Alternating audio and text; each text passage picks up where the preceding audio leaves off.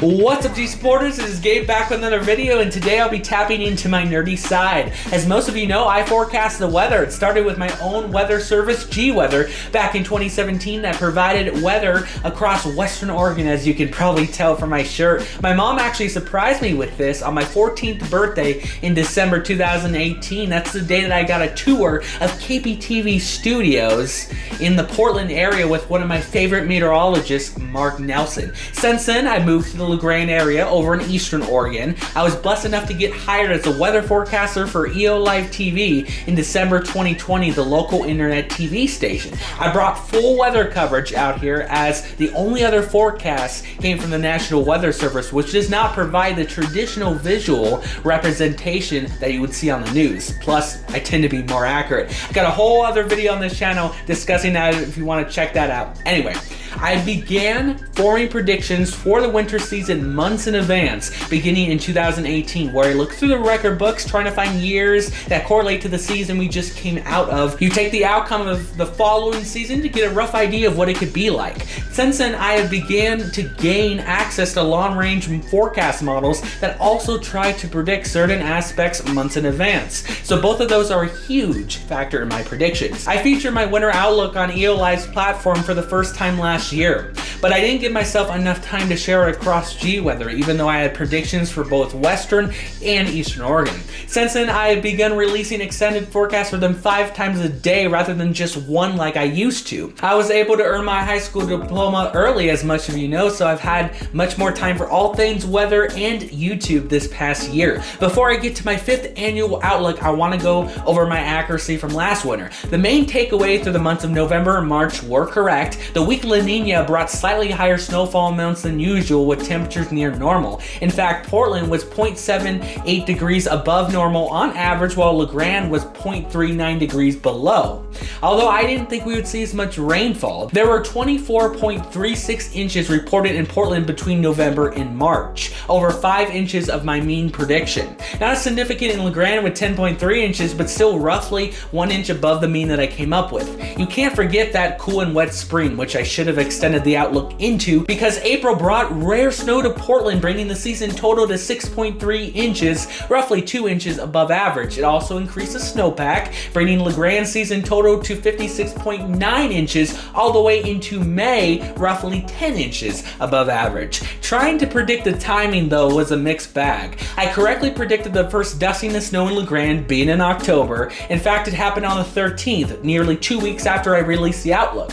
Although Portland didn't see a dusting until December 8th, when I thought it was going to happen in November. But that possibility diminished when November had temperatures 3.3 degrees above average in Portland. In fact, it was also 3 degrees above average in LaGrande, which delayed my projection for the first widespread snow from November to December. November became the warmest and rainiest month region-wide, unlike my prediction of January in Portland and February in LaGrande. Things quickly changed the second half of December as I anticipated. Arctic air spilled in from Canada between Christmas and New Year's. That allowed for the first widespread snow of 1 to 6 inches throughout Portland, with highs generally in the 30s and lows in the 20s, although 10 to 20 inches of snow reported throughout LaGrande, with highs generally in the 20s and lows in the teens, although New Year's Day brought the morning low down to 22 below zero. That was the coldest and snowiest part of the season region-wide, which became the most accurate projection of my outlook. Although we got more spotty snow accumulations in February, nothing widespread due to the lack of precipitation, which was the opposite of what I thought. Despite that, we still managed to receive slightly above average precipitation in the entirety of the season. Good thing it wasn't as dry as I projected. The rain set a better wildfire season. Now on to this winter. We're going into a triple La Nina, which has only been recorded twice in the past 72 years, 1975 into 1976 and 2000 into 2001. Both years have produced only dustings of snow in Portland, although the previous year that they came out of are not comparable to this past season, other than just being a double La Nina.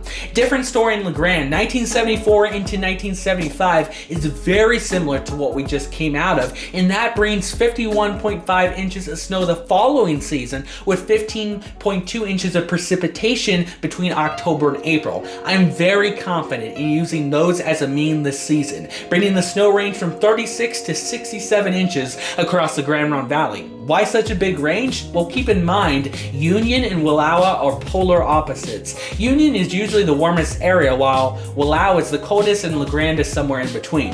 In fact, the mean snow year brings 67.1 inches to Wallowa and 36.4 inches to Union. How perfect is that? As for Portland, there is not one particular year that is close enough to represent the mean. I had to combine 1971 into 72, 1972 into 73, 2017 into 18, and 2018 into 19, just to get bits and pieces of this past season. The year that follows those seasons brings anywhere from a dusting to 7 inches of snow, bringing the mean to 3.5 inches of snow with 27.6 inches of precipitation between October and April. Those are the best numbers that I could come up with, especially knowing that triple La Nina years haven't produced much snow.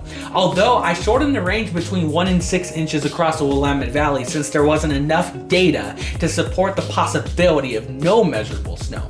That would bring near to below average snowfall west of the Cascades and near to above average snowfall east of the Cascades, which would be slightly less than last season. The highest temperatures and precipitation should average out during the first half of the season before the lowest settle in during the second half. That would bring slightly lower temperatures and precipitation than last season in Portland, although slightly more in LeGrand. Now on to specifics. October looks to bring less precipitation than normal according to shorter range models that I use on a day-to-day basis. Long range models believe that it could even be the 1 month, the remainder of the calendar year, that brings below average precipitation. In fact, the set of years that I chose from that month received rainfall anywhere from 2.55 inches below average to 0.79 inches above average. The European Seasonal Forecast Model projects rainfall this October anywhere from 1 inch below average to 0.25 inches above average. It's clear that October won't be wet. The mean from all the data sets brings 0.62 inches below average. I'll place my rainfall range between 0.5 inches and 1.5 inches below average. Using the same data, October will feature the first snowflake in LeGrand, but will wait to reach Portland until November, as LeGrand then receives the most amount of snow this calendar year. Both months will feature near to slightly above normal temperatures, but precipitation will be higher in November, with averages near to slightly above normal. December looks the warmest and rainiest. Record data received rainfall that month anywhere from 1.3 inches below average to 4.16 inches above average, while temperatures range anywhere from 1.4 degrees above average to 4 degrees above average. The European model projects rainfall this December anywhere from 0.25 inches above average to 2 inches above average, while the temperatures range from 1 degree above normal to 2.5 degrees above normal. The rainfall mean from all the data sets gives 1.26 inches above average, so I'll place the rainfall range between 1 and 2 inches above average. The temperature mean is roughly 2.23 degrees above average, so I'll place that range between 2 and 3 degrees above average for temperatures. January begins with slightly above average temperatures and precipitation, dropping near to slightly below into February. During that transition period, the snowiest part of the season should take place. March will feature the coldest month. Record data from that month range temperatures 3.5 degrees below average to 0.4 degrees below average, while the European model projects 0.25 degrees below average to 1 degree above average. The mean is roughly 0.79 degrees below average, so I'll place the range anywhere between 0.5 to 1.5 degrees below average. Data suggests that the last snowflake will be in March for Portland and April for LeGrand. There isn't much else to point out. April will be near to slightly below normal in precipitation and in temperatures. In fact, the Climate Prediction Center shows the chance of La Nina downgrading to 54% during the period of January and March.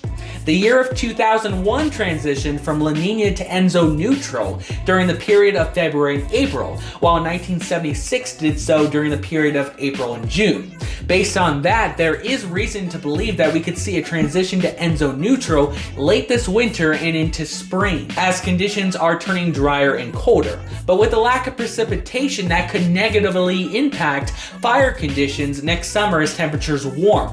Definitely not a slam dunk, but something to think about, as much of the precipitation will end earlier than last year. Weeks of work later, and that's what I came up with. Are you hoping for cold and snow? As Rob Grimes from PDX Weather Analysis would say, come on! If you're not in that nerdy group on Facebook, then you don't know what I just said. But for the people who are, let's enjoy this third consecutive La Nina year before we potentially break that cycle next year. If you want to see this explained in written form, click the link in the description box below to check out my fresh new blog post on my weather website, g-weather.com. If you want to see my official presentation that sums this up within a couple of minutes that does not go into full detail on all my reasoning, that released during my weather forecast this evening on EO Live TV, that will also be linked in the description box below. If you enjoyed this video, drop a like, hit that subscribe button. I'll see all of you next Friday at 6 p.m. Pacific. Peace out.